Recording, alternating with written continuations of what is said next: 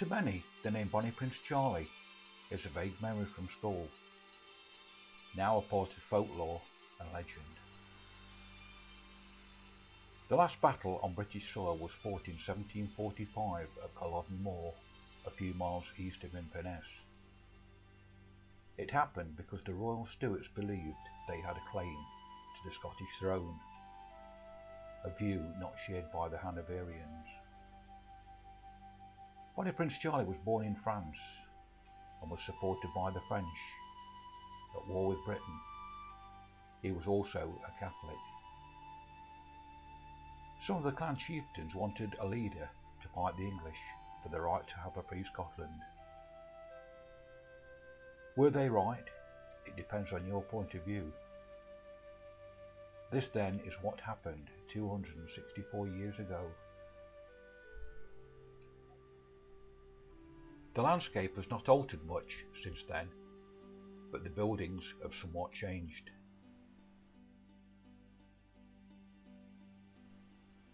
Charles Edward Stuart was the boy who so very nearly became a king. At 21 he fitted out 2 ships, but owing to bad weather, only one small frigate called the Doutel made it to Loch Arkaig on the west coast of Scotland. He had just 8 companions, supplies, weapons and gold, all lost. This land was the first view of his new kingdom, very different from Italy and France, which had been home to the Prince Regent. Rugged and remote with stark beauty, but worth fighting for, leading the Highlanders to their nemesis.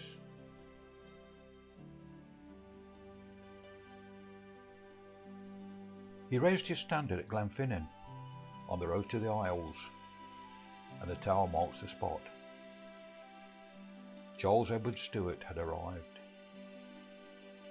With him came all the aspirations down the ages of a free Scotland.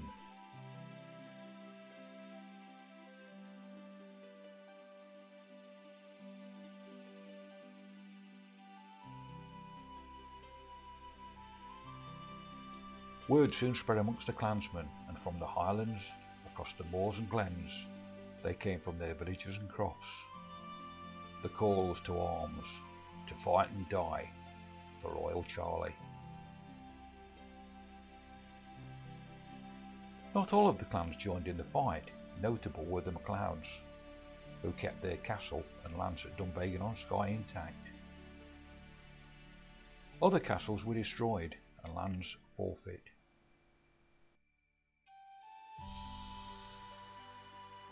Urquhart Castle on Loch Ness was the 3rd largest fortress in Scotland, laid waste by the garrison to deny the Jacobites any benefit.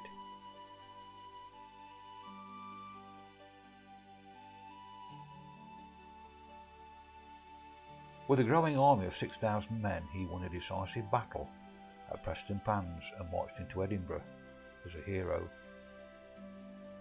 Then began the long march south, ironically, along Wade's military road, built by General George Wade to control the unruly Scots.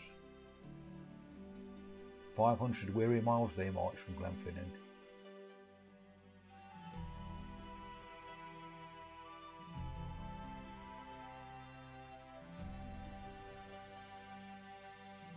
Taking Carlisle, and in England now, the Jacobite tide rolled ever southward.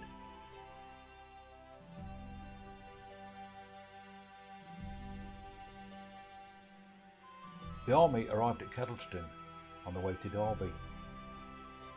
They would not recognise the house of today as Robert Adam built this fine house in 1760. All that remains is the well at the centre of the old village and the Norman church.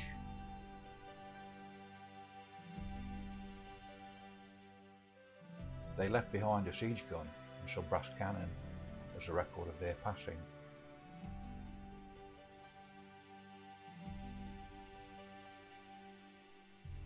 Derby was left unguarded, as the local militia, wisely, disappeared.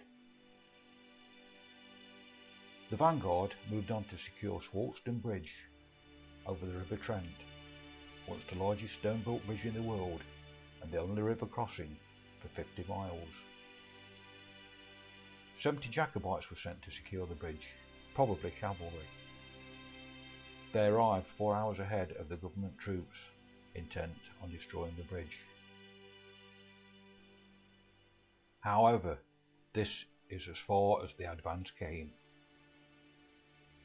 In a pub, ironically named the George, rebuilt and renamed the Bonnie Prince, a council of war took place in a darkened top room.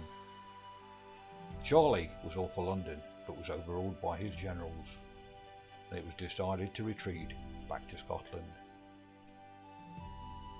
The Duke of Cumberland lost no time in putting an army together and set off in pursuit of the fleeing Scots. Through the harsh northern winter they marched, over the border, through Glencoe, and alongside Loch Ness until halted at the Moray Firth.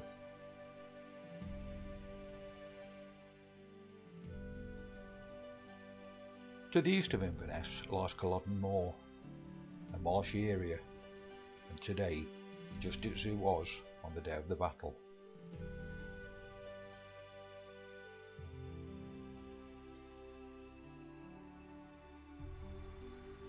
The yellow flags mark the government lines and the red flag the Jacobite lines. It was all over in less than an hour, and 2,000 Highlanders and 600 redcoats lay dead. Cumberland was well named as the Butcher, or Stinking Billy. He gave the order that the injured Jacobites were hacked to death where they lay. The cottage was here then and was the government dressing station. A barn was attached and burnt to the ground on the day of the battle, with 35 injured Highlanders inside.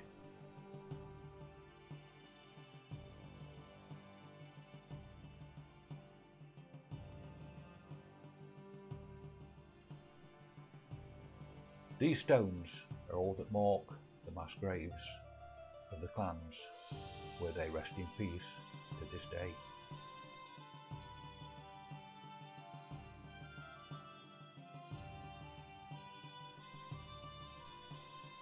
The brilliant sunset belies this terrible place of blood and death. What was done in our name to the flower of Scotland. The redcoats followed the routed Scots as they went back to their glens and crofts and executed them all. When Prince Charlie got away to the coast where his saviour, Flora MacDonald, was waiting with clothes for the prince, being now Betty Burke, a maid. Over the sea to sky.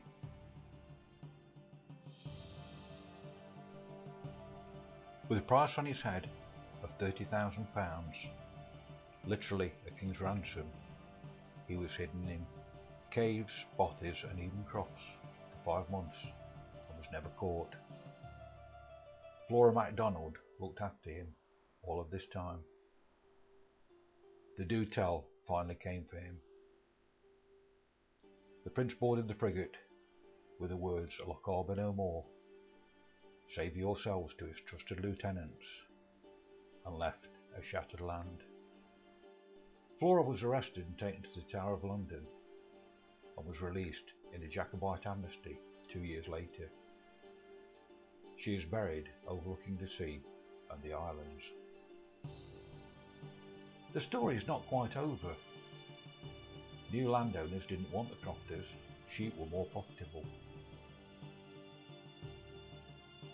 The infamous Highland clearances emptied the lands. They were evicted forcibly from their homes. Far-flung parts of the empire found them homes. A terrible price indeed.